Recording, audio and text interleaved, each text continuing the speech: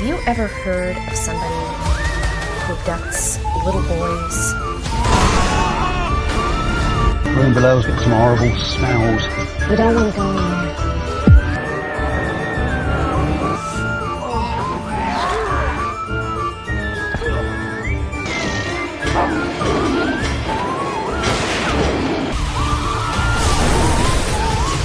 What are you doing? Complimentary room service. Here is that.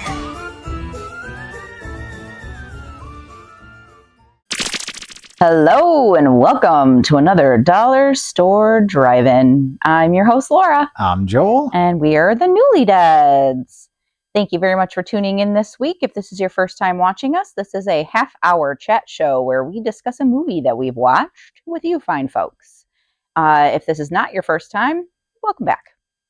And if you are listening to us, we also turn this into a podcast. So you should be able to listen to this on your podcasting network of choice. I do upload it to Spotify, though, so I'm not sure where it goes after that.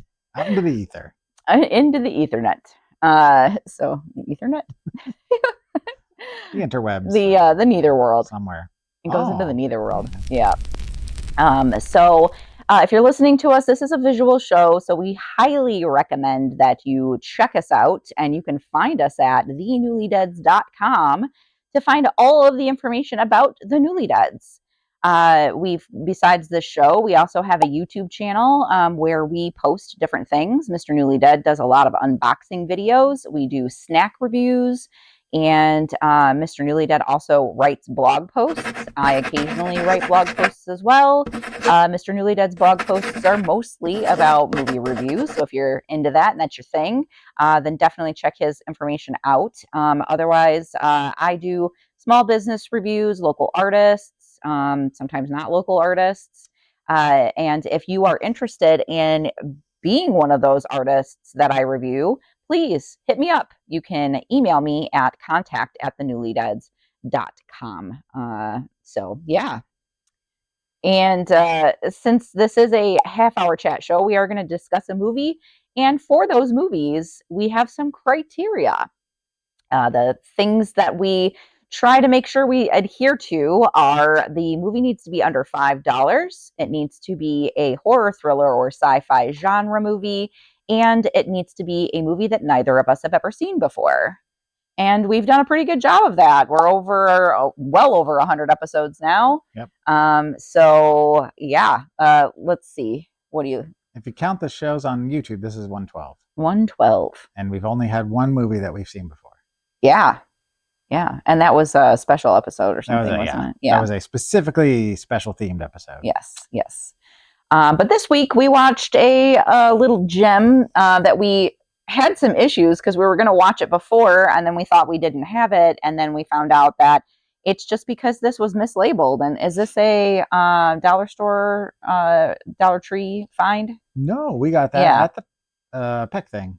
At the Peck thing. Okay, yeah. So occasionally we find movies in the wild, which is always nice. Mm-hmm. And when I say in the wild, it means not at a store. So a lot of times we go to different thrift stores.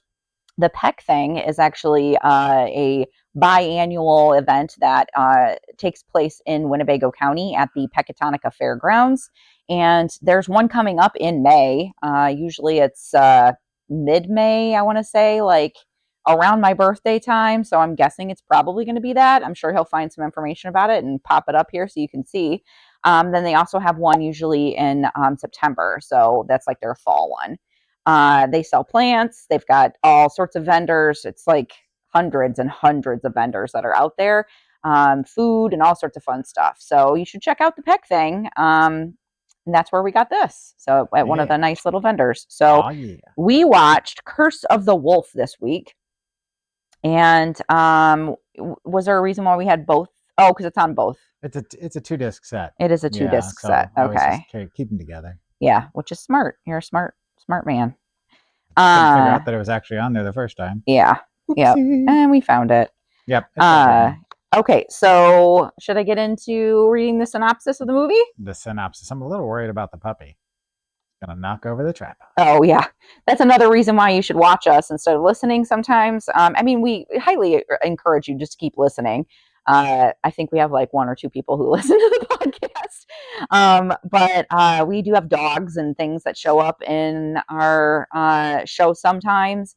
We did change the format a little after our 100th episode, so you can't see them as readily available as you did in the past, and we kind of moved our set around a little bit. So you'll occasionally see a head pop up, or maybe, I don't know, if you can hear them panting.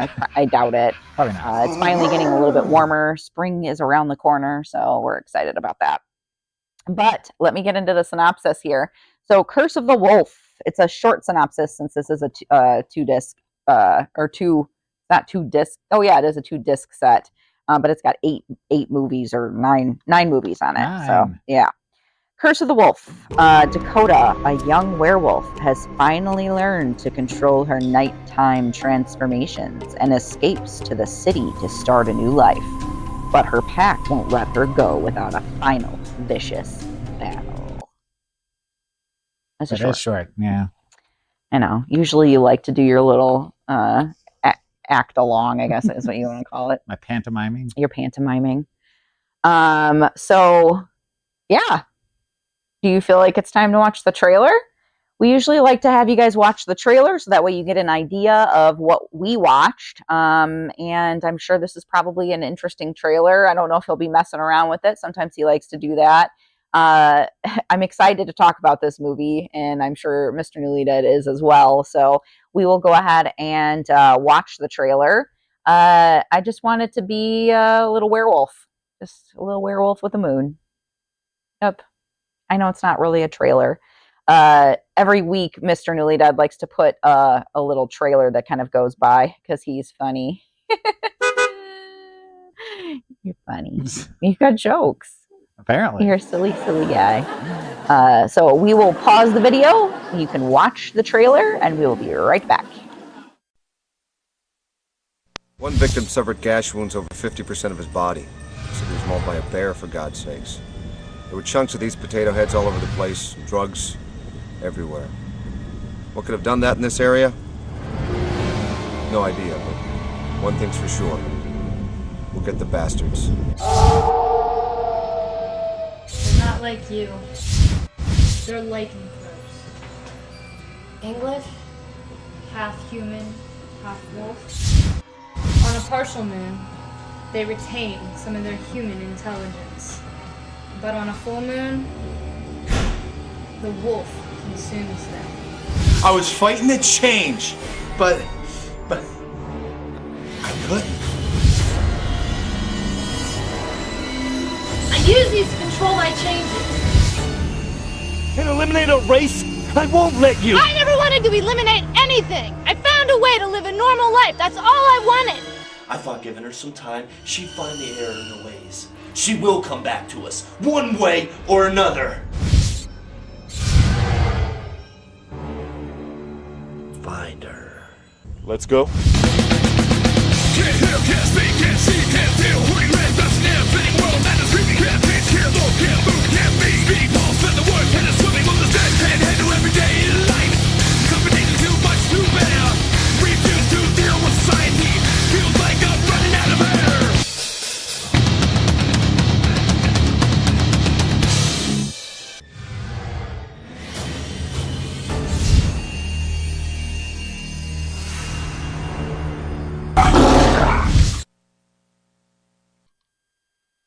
We're back.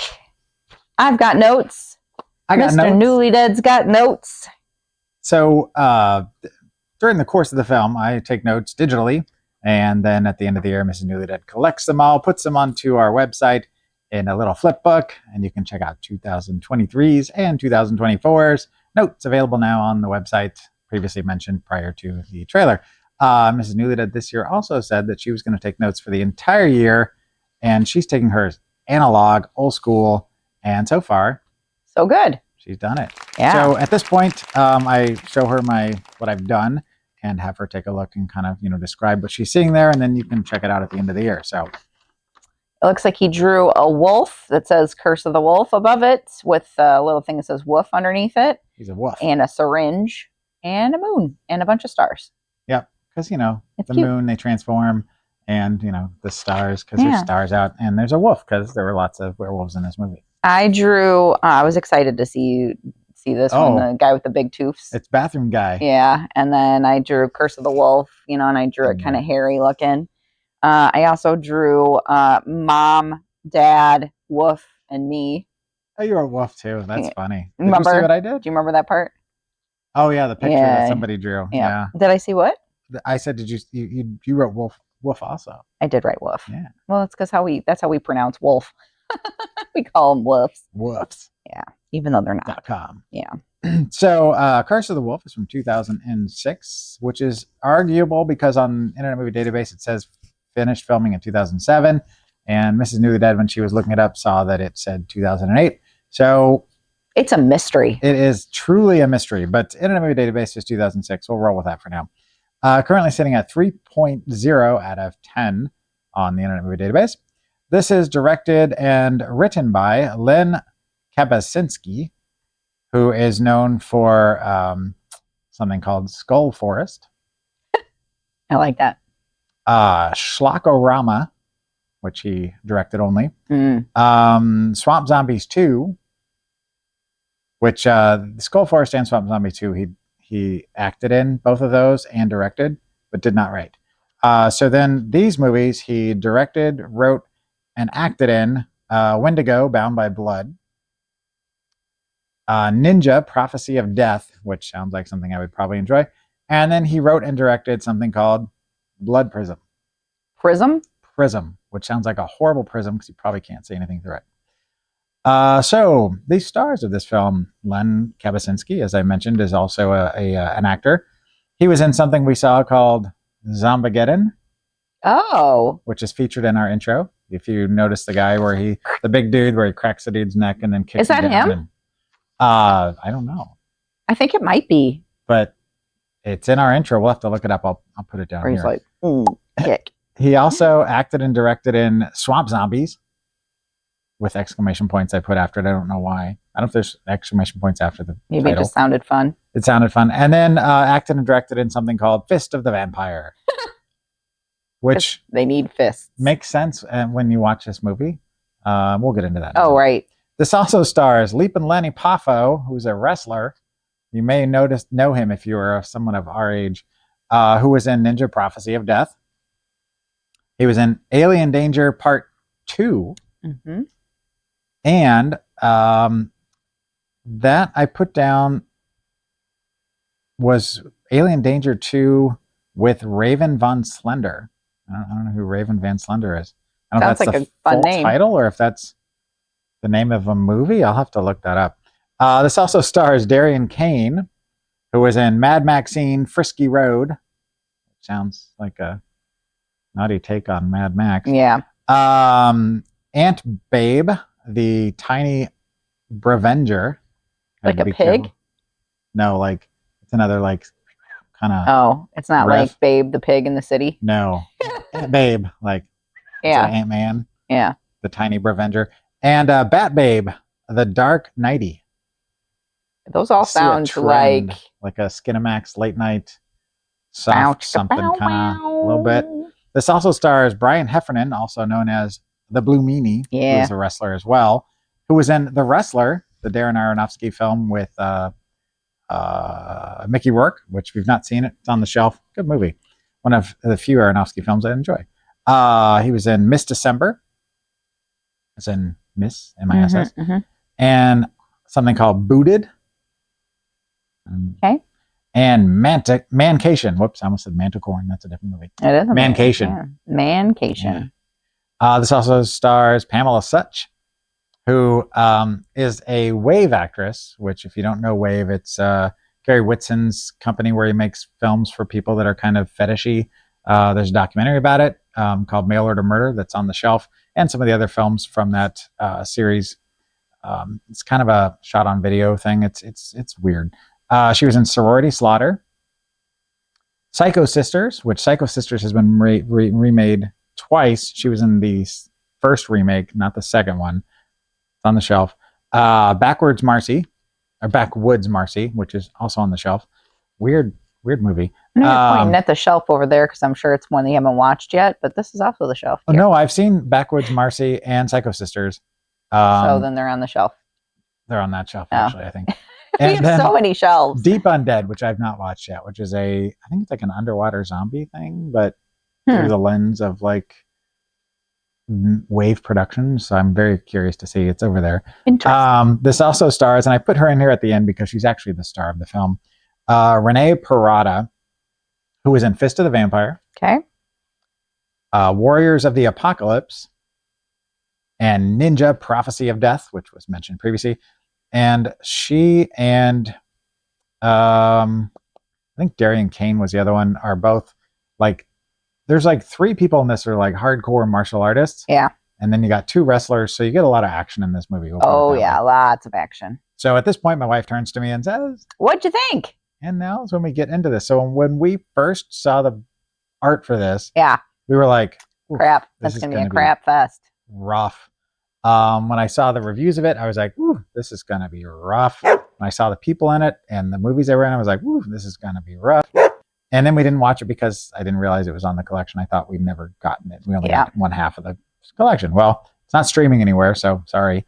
But once we found out it was on there, we finally watched it like 6 months later. And here we are. So basically it tells the story of, like she said, this woman who's a shapeshifter who doesn't really want to do that anymore. She's taking these drugs so she won't multiple transform. needles. That's what the syringe is that he like drew on his picture for his art. And she's got like a pack of other werewolves. There's like 4 of them, 3 dudes and a woman. And they're trying to get her back. They like think they can somehow get her back into the pack. And meanwhile, by force, she runs into a dude in the bathroom that helps her out. She ends up falling in love with, and so she wants to spend time with him.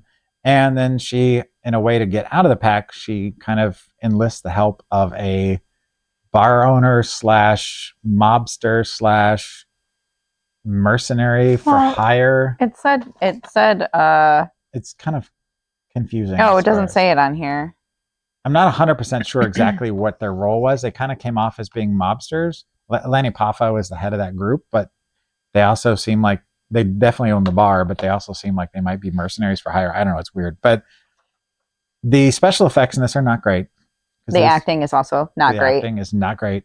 The story's a little loose. It's interesting. Like, I think with some serious like screenwriting cleanup, it could have been a pretty cool movie. But like when they first do some of the transformations, I kept saying, do they have cotton balls on their arms? Because it looked like the fur was cotton balls that was glued to their arms. Yeah. The masks, some of them look like Halloween masks. And they don't like do long shots on the monsters by any means because, there's a lot of darkness. Great. Yeah. You do see a couple of quick shots of them in brighter day for night. They do a lot of day for night, but there's like a scene inside of a house or something where you kind of catch a glimpse, and they have done some more prosthetics so that the mouths actually move when they make noise. But it's mostly just like, think Underworld, but on a budget. Way, way, way worse budget. It's not Underworld on a budget. But I mean, there's no vampires. That's a stretch. But there's a lot of fighting. There's a lot of guns. They're lichens. She did say that they're lichens, and so she's like half werewolf, half human, or something like that. Yeah, so, it was weird. And like they mess with the mythology, and I don't know if this is any part of, I'm not big into werewolves, so I don't know if this is part of mythology, but she's like, if it's a full moon, then they transform all the way, and then they're like crazy, berserker werewolves. But if it's like a half moon or like something part like moon, that, part of a moon, they can kind of transform a little bit, but they still retain their intelligence, so they can do kind of the wolfy stuff. They're not like halfway full on wolfed out. Yeah, which is interesting. It's kind of an interesting thing to kind of kick around in your head to kind of give them a little bit more depth. As we mentioned, that 3 of the people in this, one of them is the mercenary type guys, one is the leader of the bad guys, and one is the main woman, are actually really good. Like, their martial arts is like on point. Their martial that's one of the things I enjoyed about this movie, is that like they knew what they were doing. I mean, like the kicks and the jumps and all that kind of stuff. I mean, they're ahead. They're on their game. Let's just say. And And I read in the trivia that all the stunts were performed by the actors. There was no stunt people involved, and they did all their own everything. They were which good is at it, Why too. they had WWF, AEW Yeah. people. Yeah. Well, and that's, I feel like, why they had so much bar fighting and so much action going on, because, you know, simply it's just, that's their strong suit. Acting, not so much, but doing the fighting scenes and stuff like that is like, it was pretty entertaining. Bailey has joined us. It's a werewolf. He Look at was that. over there growling because Shaggy's sitting at my feet and he wanted to come sit Curse on of my this lap. tiny wolf. Curse of the Shih Tzu. Like a good movie. Yeah, Curse of the Shih Tzu. So then there's a scene with a guy that farts, and That's Sloppy Franklin. oh, is that his name? Yeah. He had Um, dirty underwear on. Like, there was close-up shots of his junk. That was the Blue Meanie guy. Yeah, he was actually one of the main bad werewolves. But when you first see him, he's laying in bed and he's scratching his butt. And He's farting like and- the comedic, like, like relief or whatever, the comedy Yes. relief, like in the movie. And can I talk about the music? Oh yeah, I was going to get to it eventually. Well, you were going somewhere with Sloppy Franklin. Oh, well, I was just going to say that basically everything you said. And then when that scene came on, they started playing the song You're Going Dutch Tonight. And that's when I think kind of the whole thing shifted for us.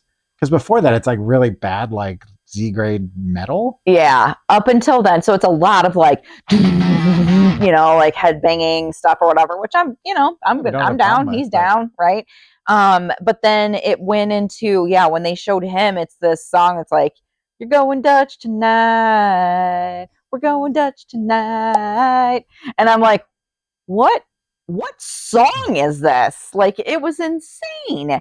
And so then, you know, they just follow this guy around with no shirt on, no pants on, just wearing dirty underwear, like poop stains Skid Mark everywhere, Steve, yeah. skid marks everywhere, scratching himself. And like, you know, and I'm like, what is happening in this movie now? Like, it took a far right Tonal turn. shift, yeah. Yeah. And then it just goes back into the action and, like, you know, that kind of stuff. Like where they needed to go find Dakota because she ran away again. But later in the movie, there's definitely some nudity, like full on frontal, almost all the way, like nudity. I mean, it was all the way nudity, but like almost porn grade, like at one point, because the shots that they did of that, I woman learned getting where out of her. babies come from. Yeah, exactly. So, and then when they started doing those shots and different scenes, they like, it wasn't that scene that they started playing the Tita, the cat lady. Tita, the cat lady. They played that later. I wrote down boobs and baby shoots. Yeah. Because you could see, like, I mean, all boobs. There was like several scenes where they had boob scenes, but then one where she was just like full on, completely naked. And a very awkward angle making love scene. Right. And that was the Tita, the cat lady. Well, and the woman who sings that, which I have to put her name up here because I forgot. You probably have it written down. Oh, Monica something. Yeah, I thought I did. I thought I wrote it down. She had a second song in the movie as well, which was not as good as Tita, the cat lady. I'm sure he's gonna play it. I'll put it up here. And Tita, the cat lady, Lady Tita, Tita, the cat lady, put it up here, and I had her send me because she actually tracked down the songs. They were not easy to find, because you know they're like somebody's demo that they made in a garage. Yeah, but they just elevated the movie because you had the kung fu, which is already pretty cool. The story, which was interesting, wasn't like, I mean, it beat the hell out of a lot of these like big budget movies we watched, like the one last week, where it should have been great. It was better. You found it? No, but I wrote down the music with question marks, and then I put, I'm a little confused. And then I said, wait, Joel hit the nail on the head. The lady that sings the Tita, the cat lady, is like a real life Phoebe. If you've watched Friends and she sings like the Smelly Cat song, this was like the weirdest lyrics. It didn't match the tone of the film at all, which made it so hilarious. Like, I'm glad that they went with those choices. I laughed so hard during this movie. It wasn't scary, obviously. No. The fight between the fighting and the wrestlers, and I wrote occupado. Oh yeah, the guy in the bathroom with Yeah, the lots of people doing this kind of wearing his thing. tap out shirt and his. I said Michael talks like Captain Kirk. Oh, the main wolf Yeah, I had notes kind of about talks that. because he's very disjointed when he's talking. So he'd be like, "It's time to go. Get her. Let's go." Like, just very Captain Kirk kind of like, yeah. Have you ever seen Death of a Salesman done by a high school? You probably got that. Like That'll that. give you the gist. Like where shouting is the equivalent of what good acting is to yell. Yeah. Yeah, he was great martial artist, but boy, he could not act. The guy that had the ponytail should have been the main bad guy. Agreed. Or should have been like the dude in the bathroom or something. Yeah, because he had better acting chops. He was pretty good at acting, much better than they were, and he was a badass martial artist on top of that. I wrote down Kung Fu woofs. I wrote Kung Woo. And I wrote woofs everywhere. Yeah, there were wolves. There were lots of wolves. I also wrote the Erie, Pennsylvania mob exists because they were in Erie mobsters, and they was all shot in Erie, Pennsylvania. It won the best horror film at the Erie, Pennsylvania Horror Fest. Good on you guys. I will say that I was very thoroughly entertained by watching this. It's not a great movie. It's bad acting. It's silly, stuff, but just it's campy enough that it kept my attention. Do you have your final thoughts on there? Do you want to give your final thoughts on it? Oh, I do. I think we're both going to say we definitely recommend this if you're willing to put up with some of the things we talked about, because at the end of the day, it was definitely entertaining. But my final thoughts are that with a better script, budget, and actors, it could have been something. Keep the music and martial arts. I said this is a terribly fun movie. Oh. I said, I don't remember the last time I laughed that hard. From the obscure music choices to Kung Fu, it's got it all. It really did. So good job to Len. It was funny. And I don't know if that was your intent, so sorry if it wasn't. I'm sure you were trying to make a spooky horror movie, but it was entertaining for sure. Yeah, we got to look up some of his other movies. Yeah. What would you give it out of 5 skid marks? Oh no. So I feel a little bad giving it what I'm about to give it, but as a whole, I feel like it's fair. I might even watch it again, to be honest, but I ended up at 2.5 out of 5. I gave it a 1.5 because I fell asleep towards the end. Oh, you did. Yeah. And anytime I fall asleep, I was entertained, and I I also had an early day yesterday. I was going to say we watched it on an off So night. is it fair that I took away a point because I fell asleep? I mean, I have to be. Yeah, it's the rule. The rules are the rules. And the facts are the facts. Got to pay the cheese tax. Cheese tax. Boy, we're going to have a lot of music in this episode.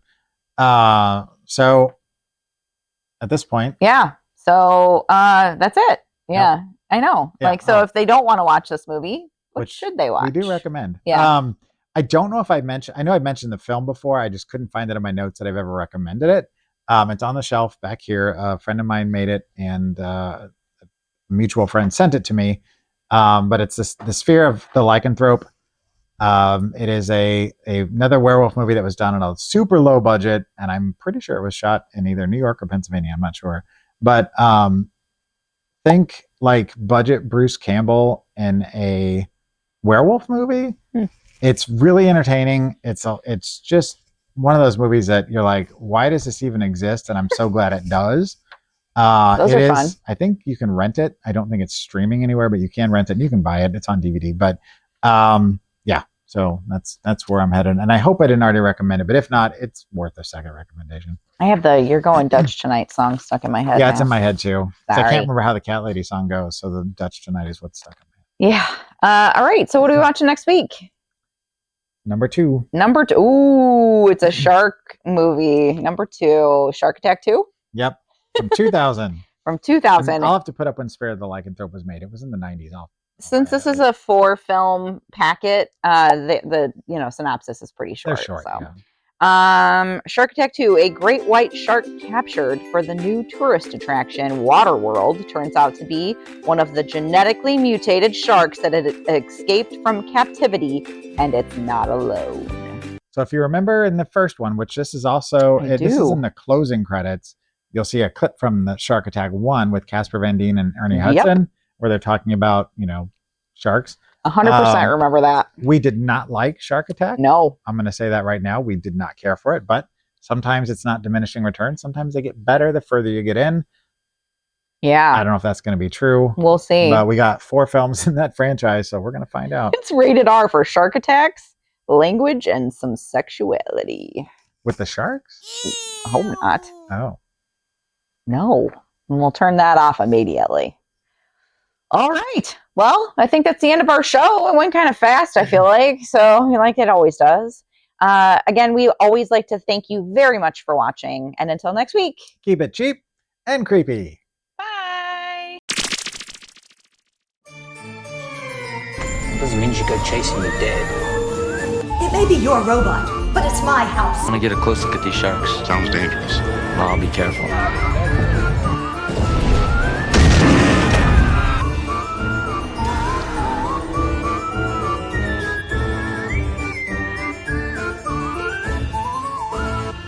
You between the ages of 15 and 25?